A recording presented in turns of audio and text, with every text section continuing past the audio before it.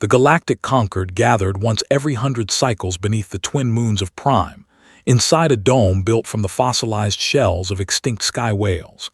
Delegates from over 300 spacefaring civilizations sat in tiered rings, their bodies ranging from armored to shimmering energy beings wrapped in containment fields. Today was Assessment Day, the most solemn event in the conquered calendar. On this day, they named the galaxy's greatest threat. At the center of the dome, a beam of silver light flickered to life. From it emerged the voice of the Central Oracle, a machine older than most of the species present. Its words echoed in every mind, translated instantly into each listener's native thought pattern. The priority target for Cycle 9872 has been confirmed, it announced. Designation, Baba. A ripple of unease moved through the chamber. Many had expected the usual suspects, the hive of the rogue AI swarm from the nebula of screams, or perhaps the ever-expanding fungus empire of Gloom 9. But this name, it sounded like a child's nightmare. Yet the data was clear. For the past 50 cycles, Earth, once considered a quiet, backward world on the galactic fringe, had been flooding the interstellar data streams with strange cultural broadcasts. At first, these were dismissed as primitive myths, tales of talking wolves, flying brooms, and gods made of thunder. But then came the deep analysis. The Conquered's historical pattern engine had run simulations based on every Earth myth, film, book, and song ever transmitted into space. It cross-referenced linguistic roots, emotional resonance, and hidden symbolic structures. And one figure kept appearing, not as metaphor, but as recurring strategic anomaly. Baba. According to the engine's conclusion, she was not a myth, she was a weapon. The reports described her as an ancient bioengineered entity, possibly created during Earth's forgotten prehistory wars.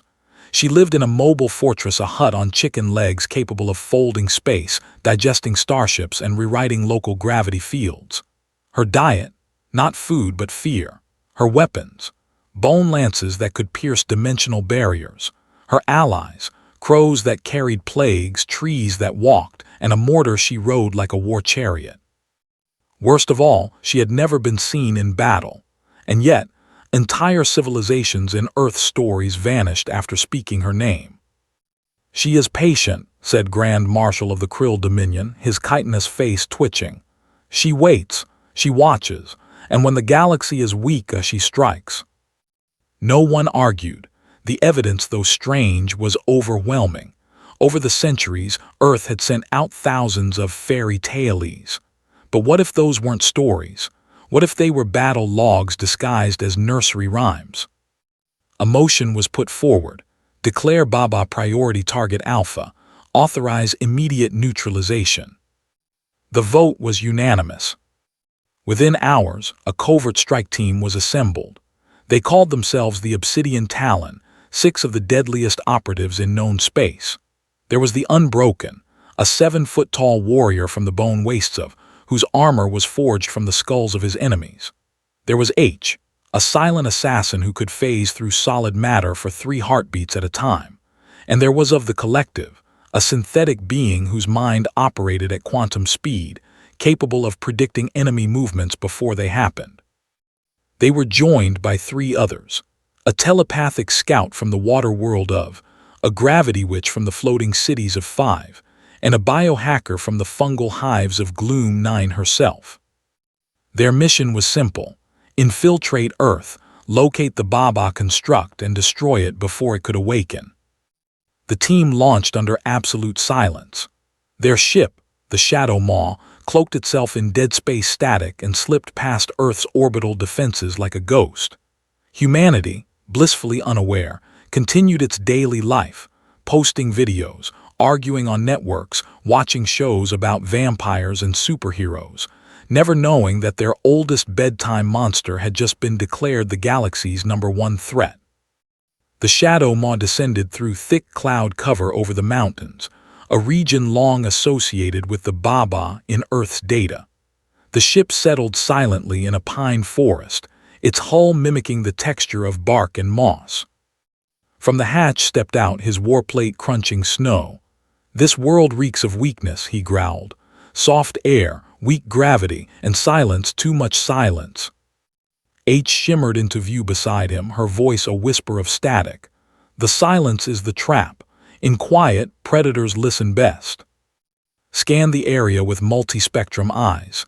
Energy signature detected. 1.2 kilometers northeast.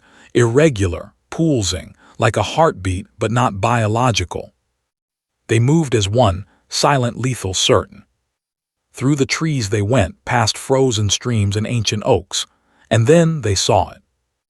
In a moonlit clearing stood a small wooden house. It was old, covered in carvings of eyes, hands, and teeth. Smoke curled from its chimney, and beneath it, massive, jointed, metallic, were two enormous chicken legs, clawed and planted firmly in the earth. The house turned its head. Not metaphorically. The entire structure rotated on its legs, windows like eyes fixing on the intruders. Raised his plasma halberd. There she is, the witch. But no one emerged. No bone missiles fired, no crows screamed. The house just watched. Processor's word. No weapons detected, no energy spikes. Yet my logic cores are unsettled. This structure defies known architectural physics. Its geometry shifts when not observed directly. The scout, a slender being named, placed a webbed hand to her temple. "I feel something. Not malice, not anger, but weariness. As if this place has seen too much for too long." H narrowed her eyes. "Do not be fooled. The most dangerous predators wear the skin of the harmless." Stepped forward. "We were sent to kill a monster. Let us not leave empty-handed." He raised a neural dart launcher. One shot would paralyze a small moon's population. He aimed at the front door. "Wait," said softly. But fired. The dart shot forward, glowing faintly blue. It crossed the clearing in less than a second. Then 3 inches from the door, it shattered into dust. No explosion, no shield flare, just gone, as if reality itself had said no. The house shifted its weight. One chicken leg lifted, then stomped down, sending a tremor through the ground that cracks armor at the knee. From inside, a voice called out, dry, raspy, but calm. "Young ones," it said, "you carry so much tension in your shoulders, all that armor, all that fear. Come, sit a while." The strike team froze. Not from fear of attack, but because, for the first time in their lives, they heard a voice that sounded kind. And that was far more terrifying than any monster. The 6 members of the Obsidian Talon stood frozen in the snow, weapons half raised, breath misting in the cold air. The voice from the house had not roared or threatened. It had not summoned lightning or bone wolves. It had simply spoken, like a grandmother scolding a child for standing too long in the rain. Lowered his halberd slightly, his brow ridges furrowed. "Trick," he muttered. "It lures us close, then it strikes." H didn't move. Her eyes, black and depthless, stayed locked on the door. "No trap I know sounds like that," she whispered. "Traps hiss. This hums." Internal sensors flickered. Voice matches no known biological profile, yet linguistic analysis shows perfect fluency in Galactic Standard, dialect, Old Terran Eastern. How? Earth only adopted Standard after first contact, 73 cycles ago. The scout from took a small step forward, her webbed fingers trembled. "I feel peace," she said, almost ashamed.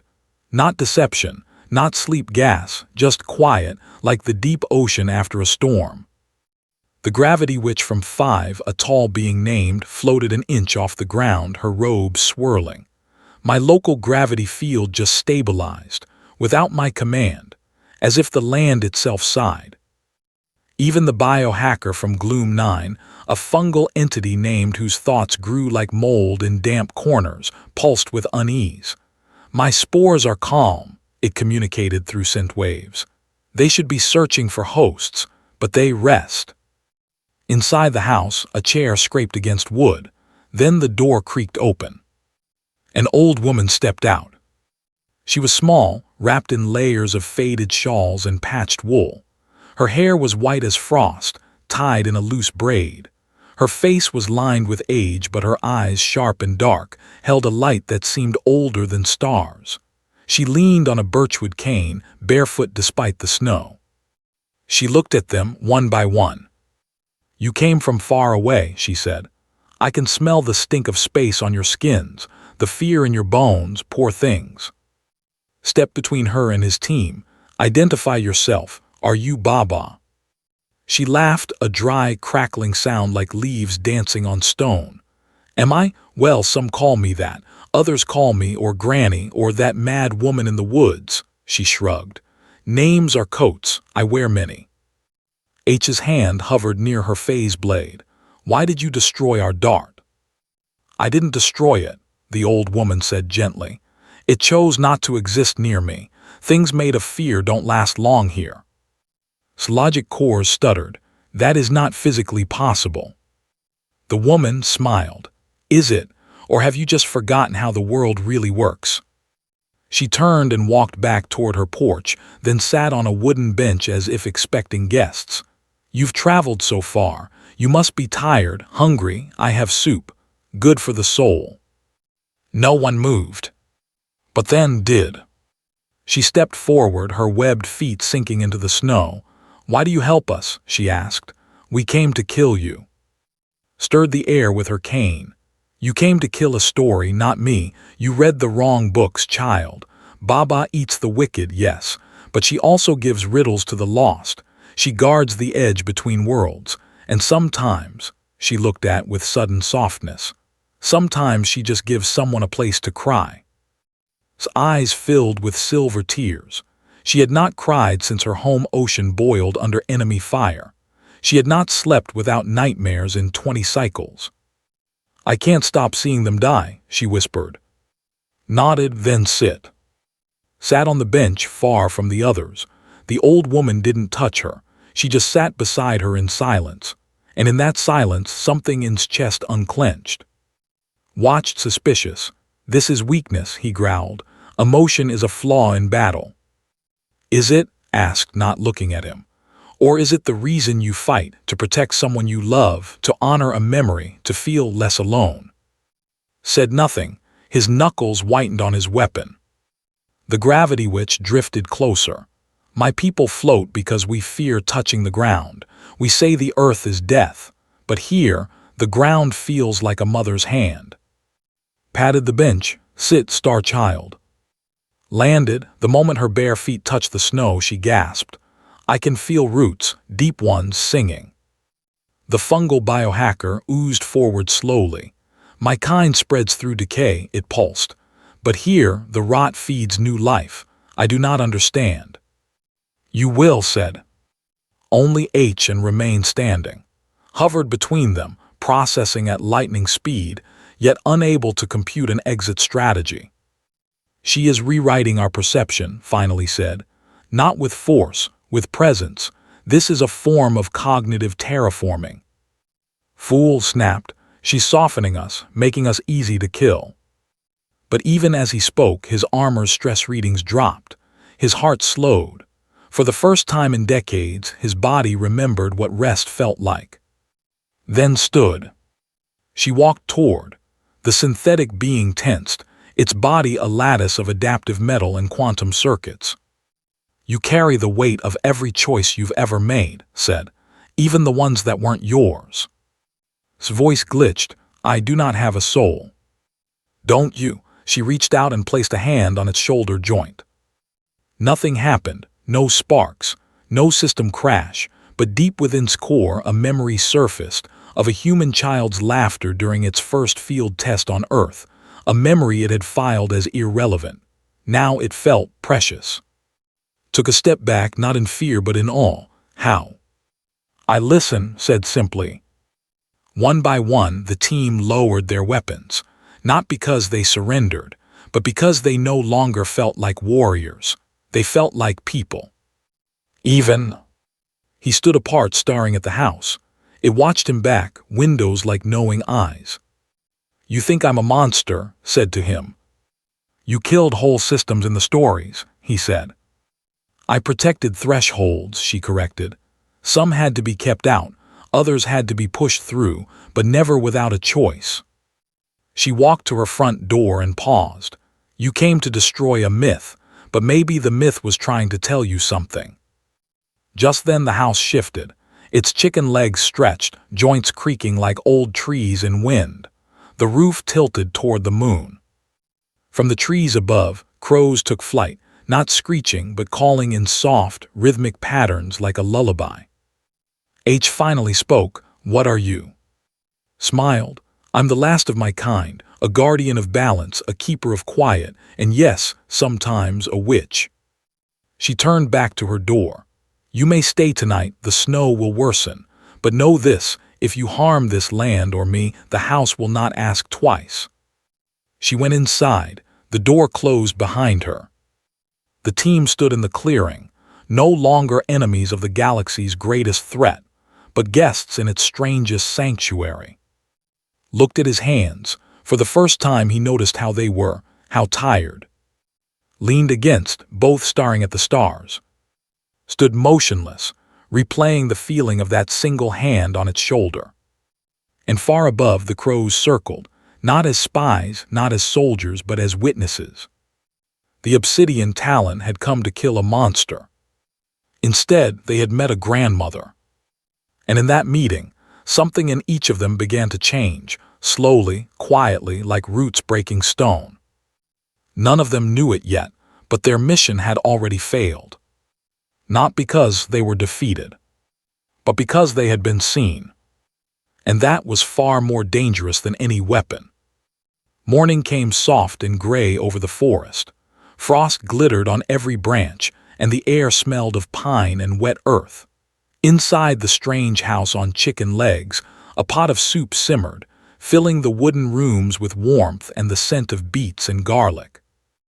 Outside, the 6 alien warriors sat in silence around a small fire had built before dawn. None of them had slept, yet none felt tired. Instead, they felt lighter, as if something heavy had been lifted from their backs while they weren't looking. Sat with his back to a tree, armor cracked at the knee, fingers resting on his halberd, but not gripping it. H crouched near the fire, her usual stillness replaced by something gentler. Stood at the edge of the clearing, watching the house's windows, its internal processors running quiet diagnostics it didn't understand. Was the first to speak. I dreamed of home, she said softly. Not the war, not the fire, just the coral reefs at dawn, the way the light danced through the water. Nodded. I dreamed of falling, but instead of fear I felt safe. Pulsed a slow, warm color. My dreams were not of spreading, they were of resting. Stepped out of the house holding a wooden tray with 6 small bowls of steaming soup. She wore the same shawls, her white hair loose now, catching the pale light. Without a word, she handed a bowl to each of them. They took them and they ate. The soup was simple: beets, cabbage, a little meat, sour cream on top, but with every spoonful something inside them settled. Who had no digestive system, found its energy cells humming at a lower, calmer frequency. Chronic pain in his left shoulder, gained in a battle 3 wars ago, faded to a whisper. When the bowls were empty, sat on the bench and looked at them.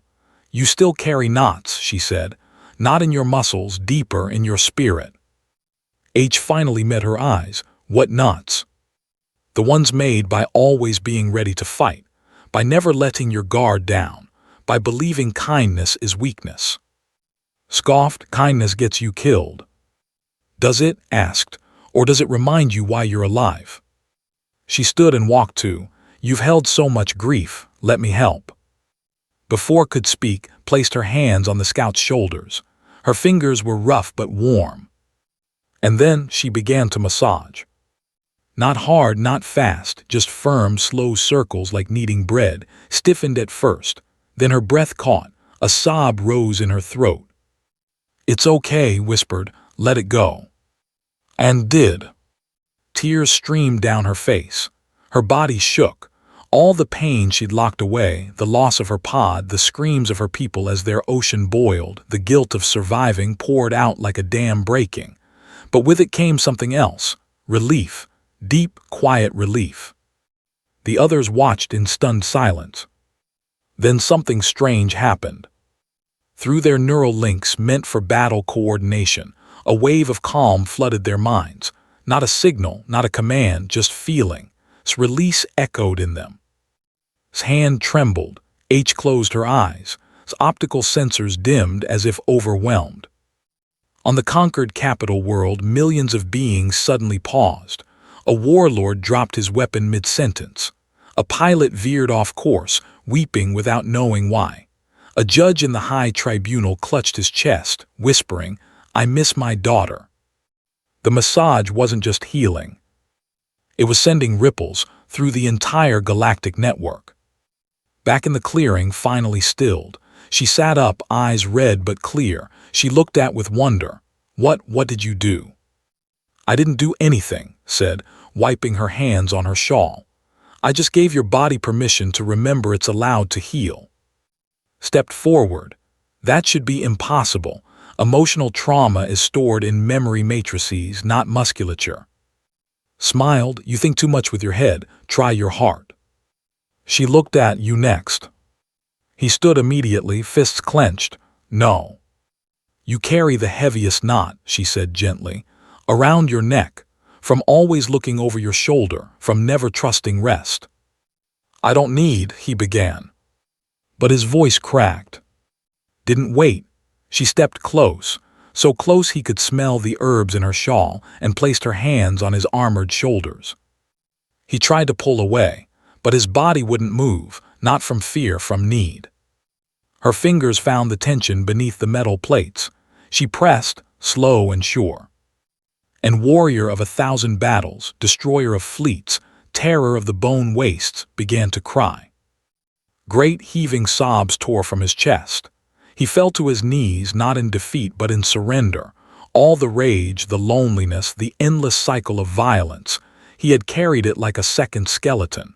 And now it was melting. Again the ripple spread. On a mining moon in the outer rim, a slave worker dropped his pick and hugged the alien beside him. On a warship near the Andromeda border, 2 enemy captains lowered their guns and asked, "Why are we fighting?" In the conquered central data core, the historical pattern engine froze, then rebooted with a new primary directive: seek peace. Back in the forest, sat on the ground, breathing deeply, his face wet but calm.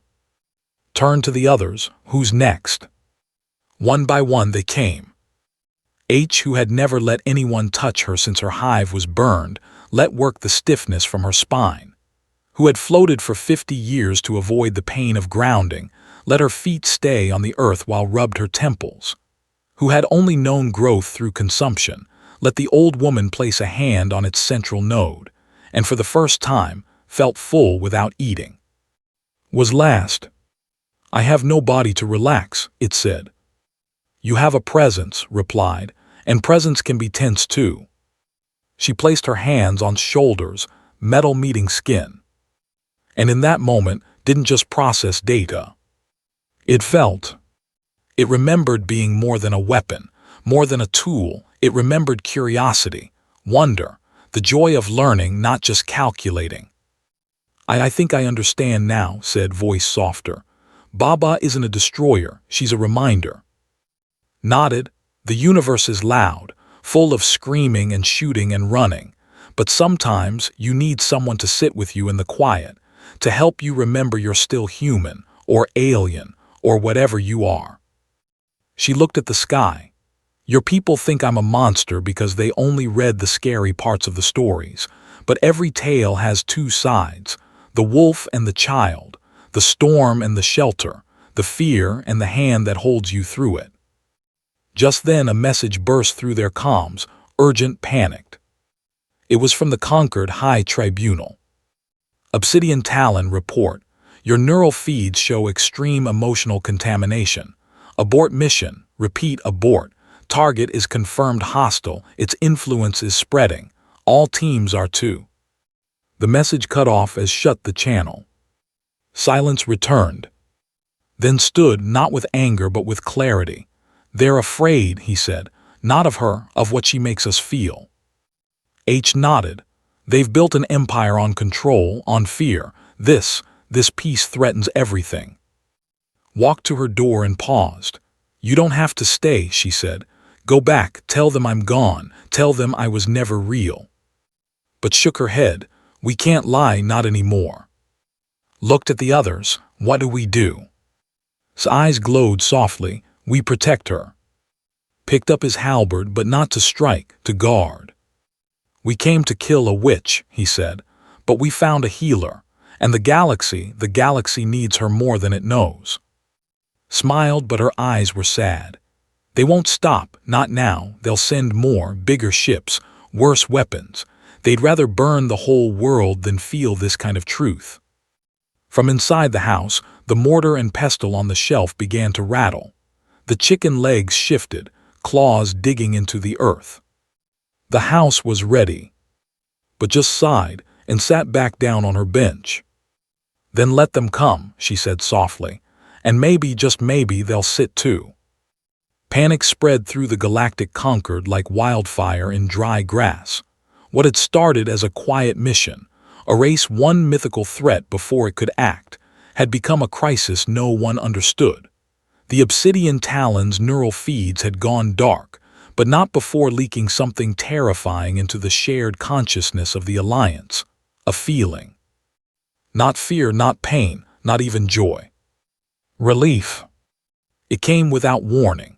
A warlord on the edge of the front dropped his plasma axe and wept, whispering the name of his dead brother.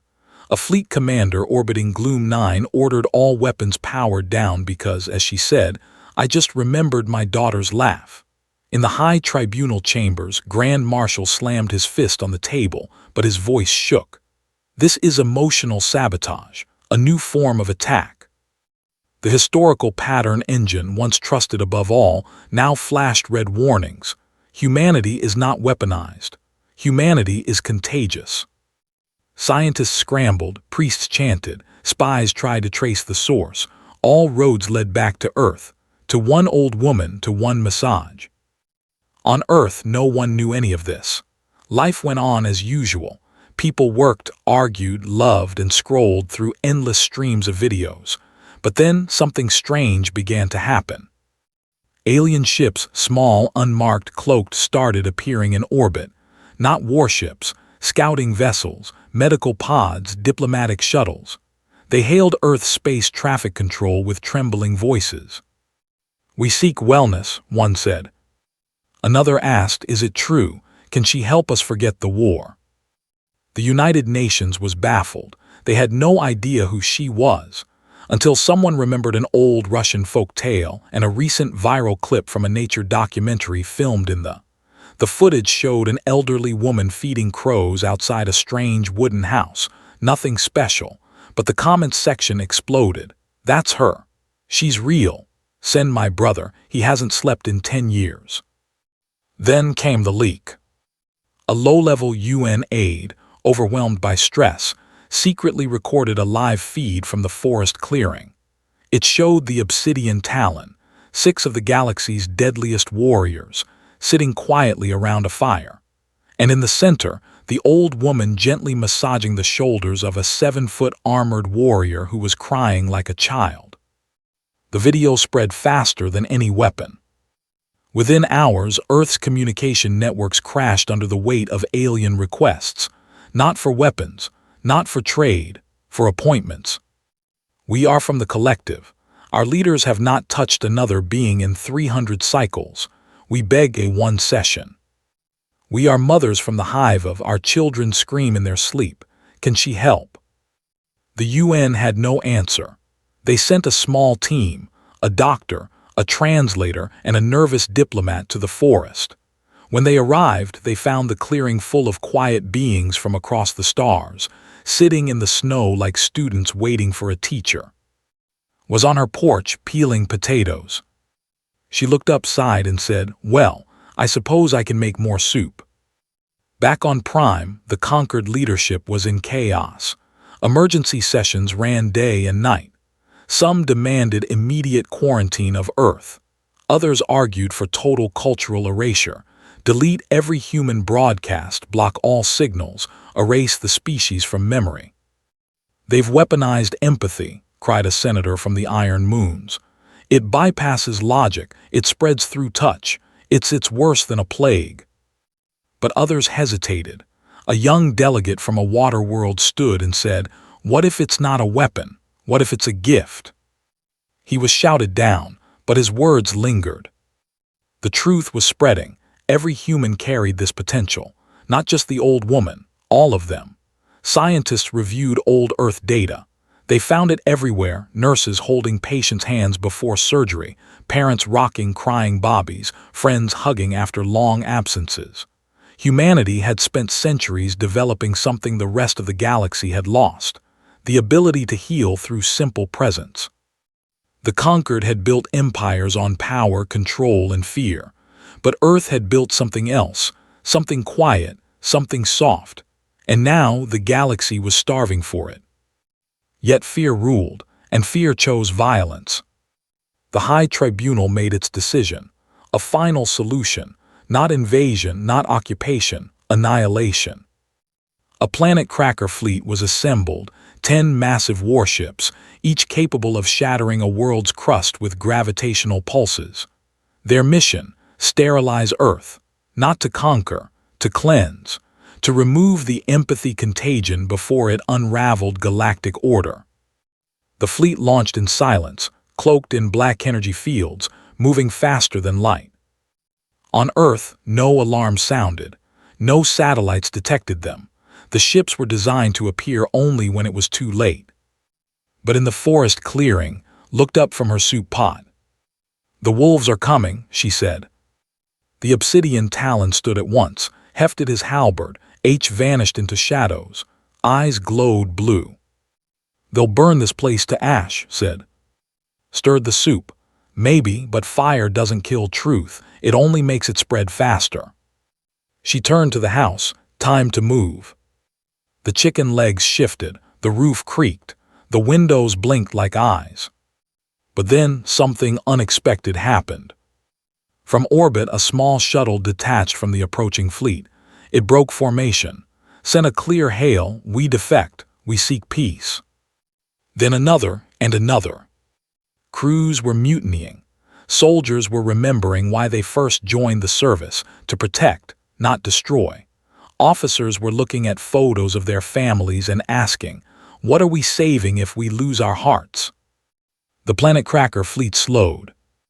And on Earth, the UN, after much debate, did something bold.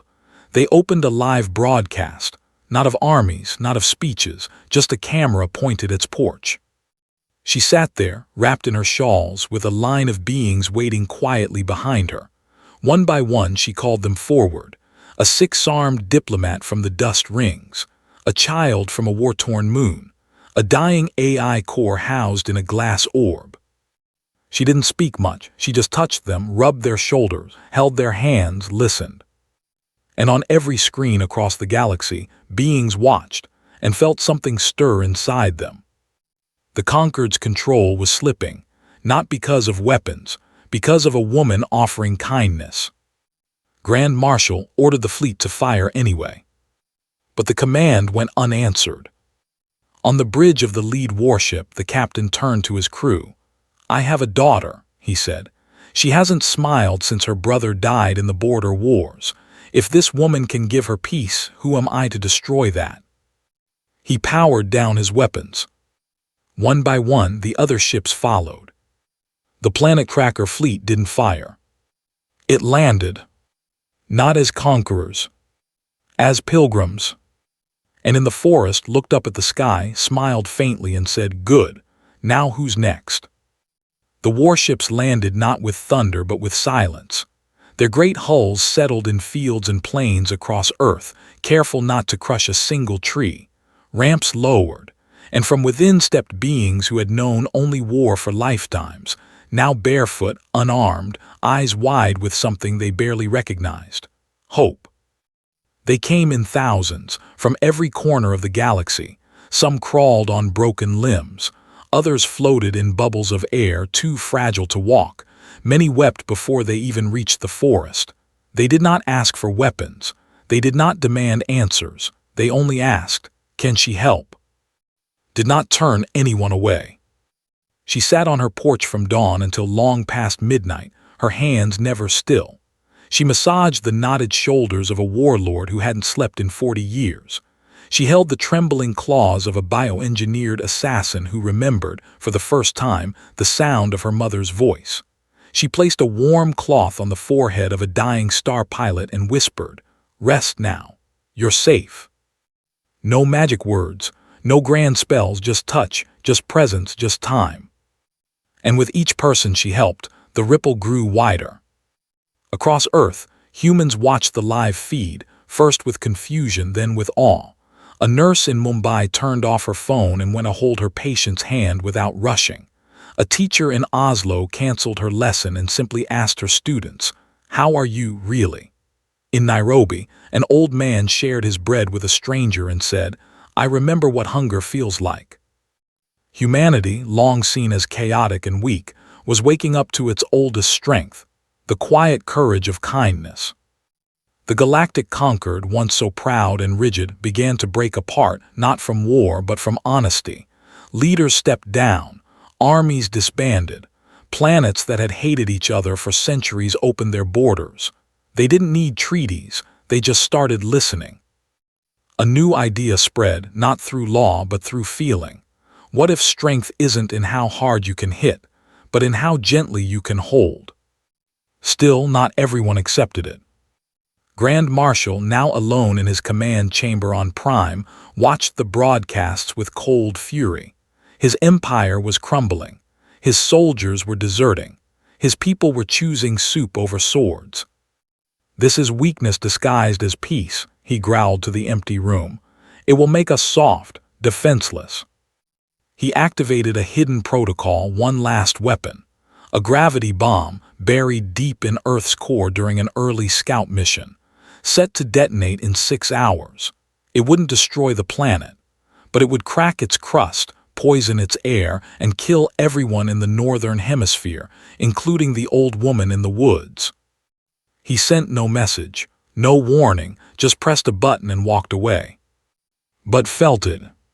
The synthetic mind of the Obsidian Talon had been monitoring Earth's deep sensors, not for threats, but for stability.